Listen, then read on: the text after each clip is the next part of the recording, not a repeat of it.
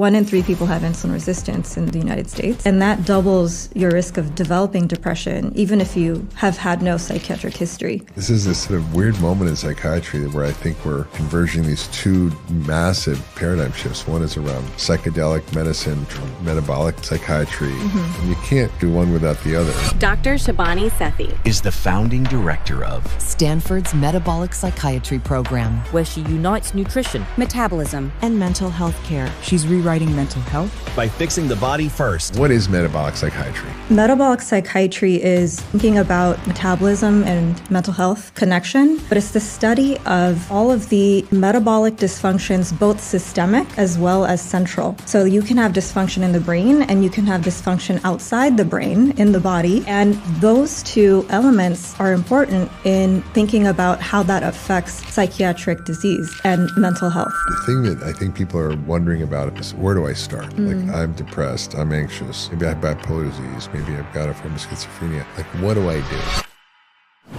Hey, it's Dr. Hyman. I'm so excited to share this episode with you today, but before we dive in, I want to get your help. Please take a minute to hit that subscribe button, whether you're watching here on YouTube or listening on your favorite podcast platform. It truly means the world to me, and it helps my team and I bring you this podcast every single week. Plus, I don't want you to miss a thing. So thanks so much for being part of this community, and I'm glad you're here.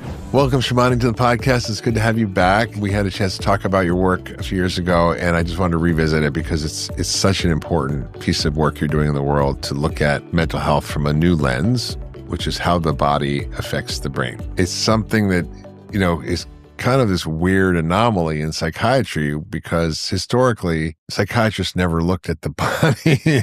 I mean, the joke in medicine is neurologists pay no attention to the mind and psychiatrists pay no attention to the brain.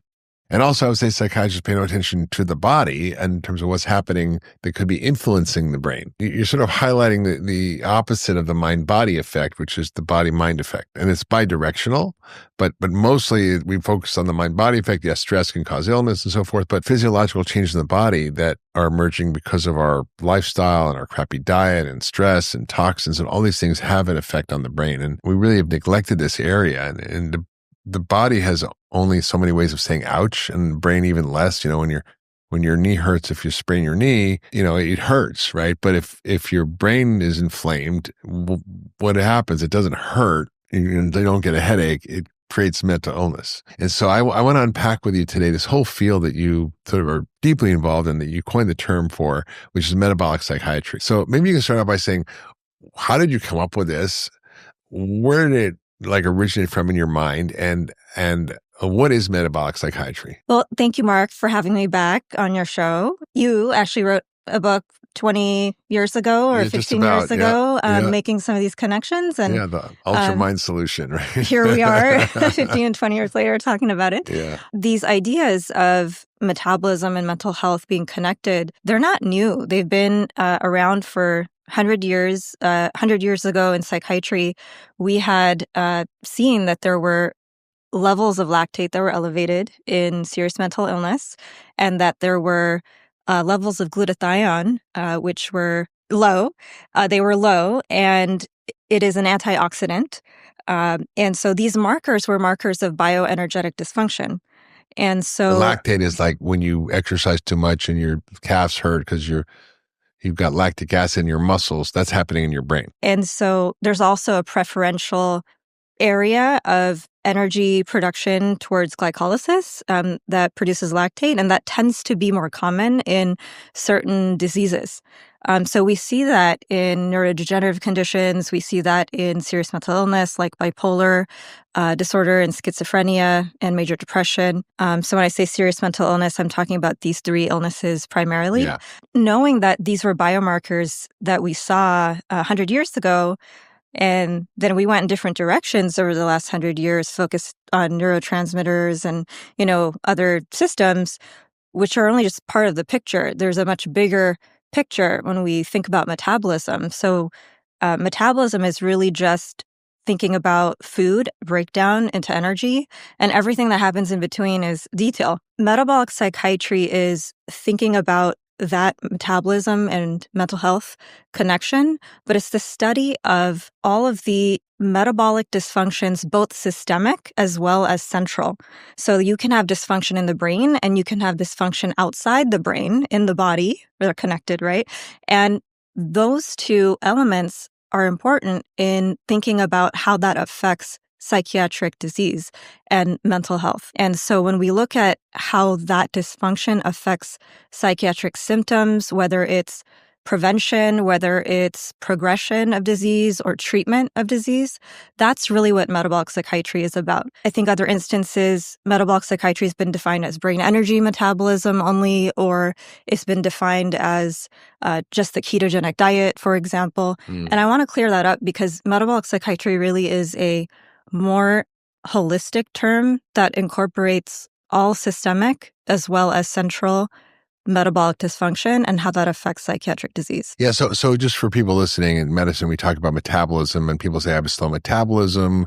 In the lay culture, or I have fast metabolism. They mean a little bit different things. So metabolism is, yes, how you eat food and it converts into energy, but there's an enormous number of metabolic pathways. If you were to put on a wall in basically microprint, it would be a giant wall, all the metabolic pathways, these set of things we see in medical school.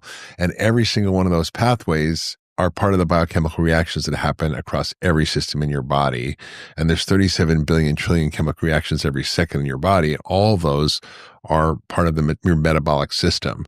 And all those things, I think, affect our mental health and everything else in terms of disease. So understanding that is really important. And it's kind of a neglected thing in medicine. We sort of give lip service to it in the first year of medical school. We pretty much ignore it after that. We don't learn much about things like insulin resistance, but even less about nutrition, which is driving a lot of the metabolic systems, right? Because every one of those biochemical pathways requires a nutrient to actually work. So in a sense, metabolic psychiatry, you're saying, is the bigger rubric that encompasses all of that, not just sugar and glucose and metabolism from that perspective, right? Exactly. Yeah. Exactly. So I think that's important to understand. And those metabolic pathways affect everything. So it's very complicated. We kind of like look at that chart and maybe learn a little bit about it, but it's kind of not this thing that we pay attention to. But it ends up being the kind of, I would say, holy grail of how to actually think about health in general, and particularly psychiatry.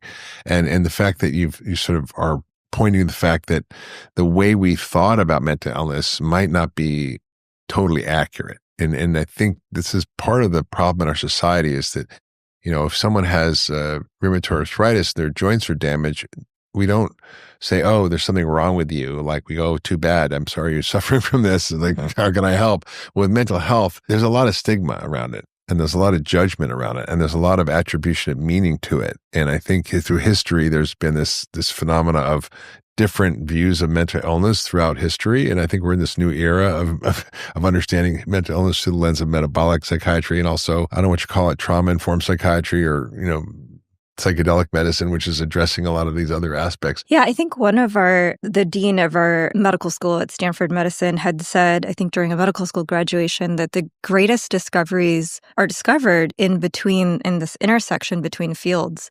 And sometimes I think we forget that the body is related and, organs are not just isolated and they're working in a whole system. Yeah. So, if your city is, running and it's not, if there's a issue in the power grid and you're not having enough power and the light's flickering somewhere, there's something that's wrong. And even though it's working, it's not working optimally. And so metabolic psychiatry takes different fields of endocrinology, immunology, and so forth. And we really wanted to have, at Stanford, we wanted to put a name to it so that more clinicians and researchers and people out there do more work in this area. Yeah. It really gives us a communication tool and map to be able to label something and to be able to work in a more collaborative way. And the truth is, for the serious mental illnesses that you're talking about, I mean, people suffer from anxiety, depression,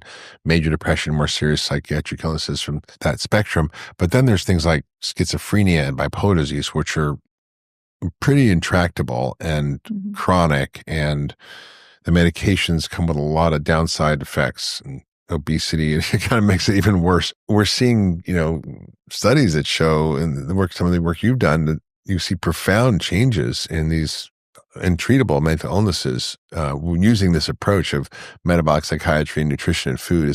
Can you kind of talk about how did you, because you kind of came from the field of obesity medicine and also psychiatric medicine. So was that what kind of got you thinking about this, or?